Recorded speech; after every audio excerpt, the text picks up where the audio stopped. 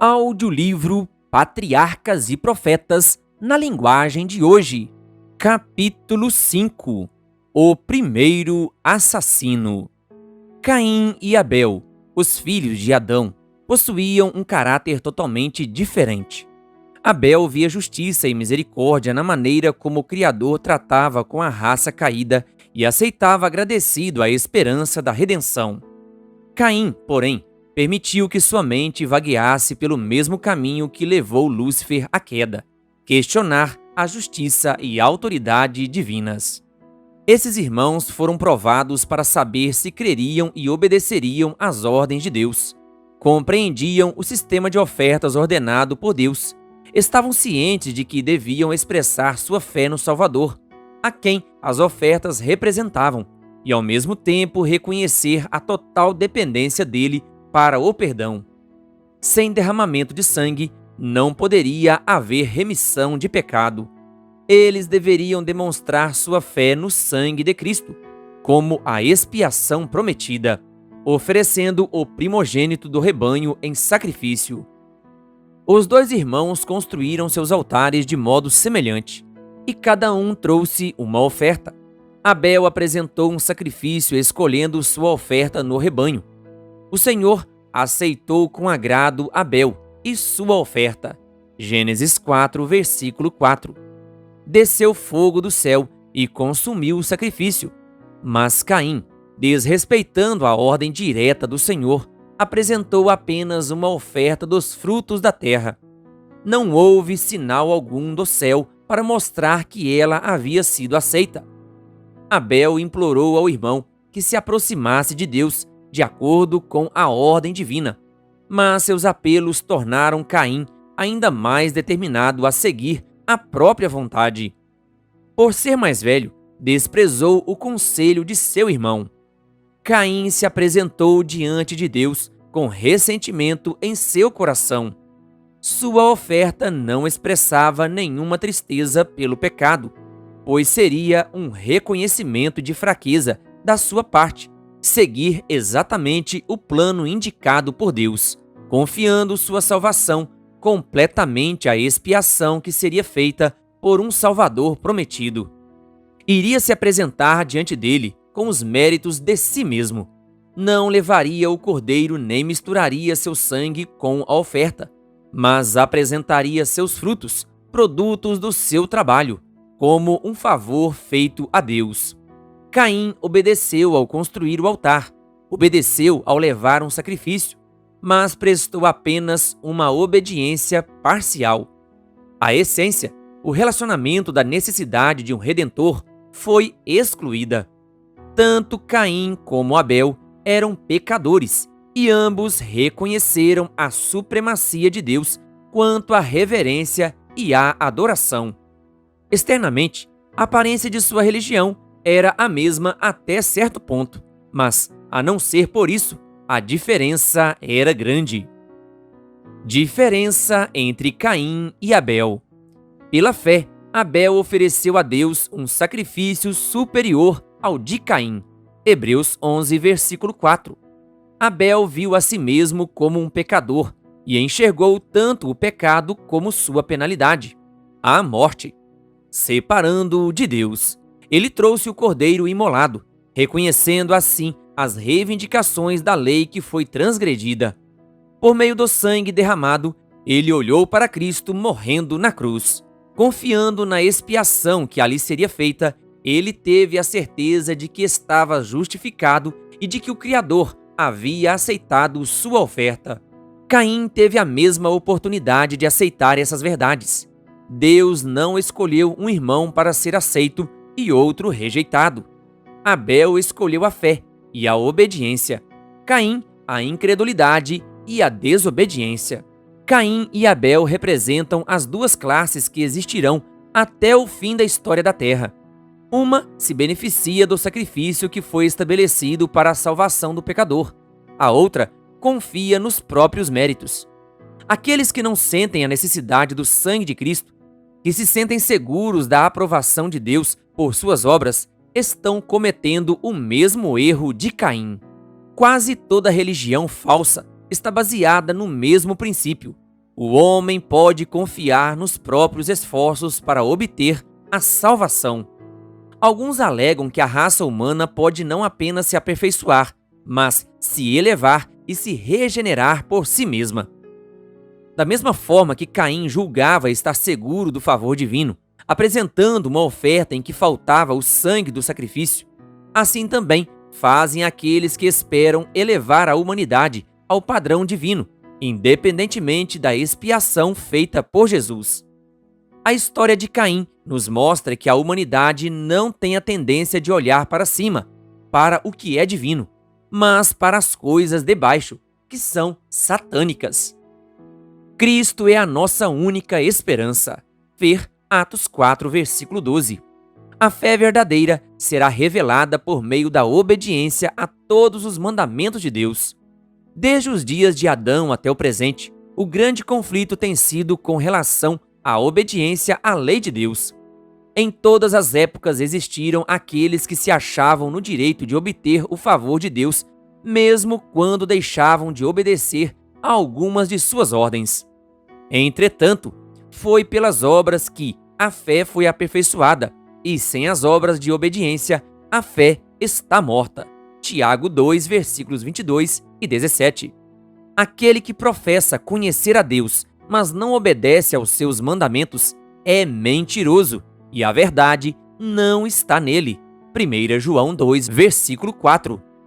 Quando Caim viu que sua oferta havia sido rejeitada, ficou irado porque Deus não aceitou sua oferta substituta em lugar do sacrifício por ele ordenado, e também se enfureceu contra seu irmão, que preferiu obedecer a Deus em vez de se unir em rebelião contra ele.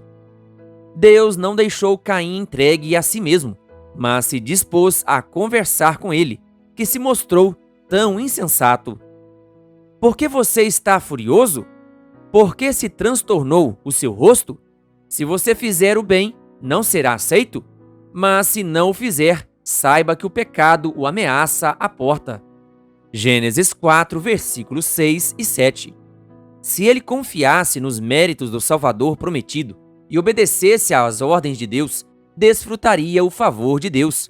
Por outro lado, se ele persistisse na descrença e no pecado, não teria razão para se queixar por ter sido rejeitado pelo Senhor.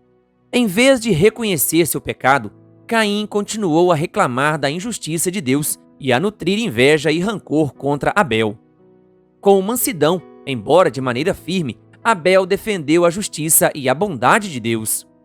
Ele mostrou o erro de Caim e tentou convencê-lo de que a falha estava nele mesmo. Enfatizou a compaixão de Deus ao poupar a vida de seus pais quando ele poderia tê-los punido com a morte instantânea. E insistiu, dizendo que Deus os amava, senão não teria dado seu filho, inocente e santo, para sofrer a pena que eles teriam que pagar. Tudo isso fez com que Caim ficasse ainda mais irado. A razão e a consciência lhe diziam que Abel estava certo, mas ele estava irado por não ter sido compreendido em sua rebelião. Furioso, ele matou seu irmão. Assim, em todas as épocas, os ímpios odiaram aqueles que eram melhores do que eles. Quem pratica o mal odeia a luz e não se aproxima da luz, temendo que as suas obras sejam manifestas. João 3, versículo 20. O assassinato de Abel foi o primeiro exemplo da inimizade entre a serpente e a semente da mulher, entre Satanás e Cristo, cada qual com seus seguidores. Sempre que, pela fé no Cordeiro de Deus, uma pessoa se recusa a atender ao pecado, Satanás fica irado. A vida santa de Abel foi um testemunho contra a alegação de Satanás de que guardar a lei de Deus é impossível para os seres humanos. Quando Caim viu que não podia dominar Abel, ficou tão irado que destruiu a vida do irmão. Onde quer que alguém se coloque em defesa da lei de Deus, o mesmo Espírito será manifestado.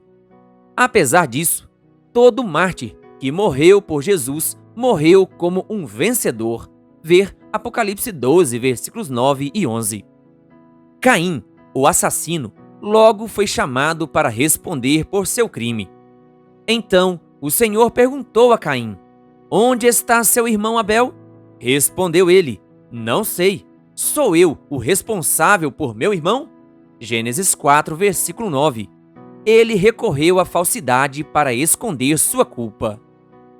A sentença de Caim. Novamente o Senhor perguntou a Caim: O que foi que você fez? Escute, da terra o sangue do seu irmão está clamando. Gênesis 4, versículo 10.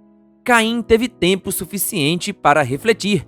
Ele compreendia quão horrível era a natureza do ato que havia praticado e a mentira que havia proferido para tentar ocultá-lo. Mas ele ainda continuou sendo rebelde e a sentença não mais foi adiada. A voz divina pronunciou as terríveis palavras: Agora, amaldiçoado é você pela terra, que abriu a boca para receber da sua mão o sangue do seu irmão. Quando você cultivar a terra, esta não lhe dará mais da sua força. Você será um fugitivo errante pelo mundo. Gênesis 4, versículos 11 e 12. Por causa de sua misericórdia, Deus ainda poupou a vida de Caim e lhe deu a oportunidade de arrependimento. Mesmo assim, Caim viveu somente para endurecer cada vez mais o coração, para estimular a rebelião contra a autoridade divina e para se tornar o chefe de toda uma linhagem de pecadores obstinados. Sua influência exerceu uma força desmoralizadora até que toda a terra se tornou tão corrupta e cheia de violência que foi preciso ser destruída. A trágica história de Caim e de seus descendentes foi um exemplo de qual teria sido o resultado de permitir que o pecador vivesse para sempre a fim de continuar em sua rebelião contra Deus. A paciência de Deus não convenceu o ímpio a deixar de ser ousado e desafiador. 15 séculos após ter sido pronunciada a sentença sobre Caim, o crime e a corrupção inundaram a terra. Estava claro que a sentença de morte sobre a raça caída era não apenas justa, mas um ato de misericórdia. Quanto mais tempo os homens viviam em pecado, mais degradados e imprudentes se tornavam. Satanás está em constante atividade para deturpar o caráter e o governo de Deus, a fim de manter os habitantes do mundo sob seus enganos. Deus vê o fim desde o princípio.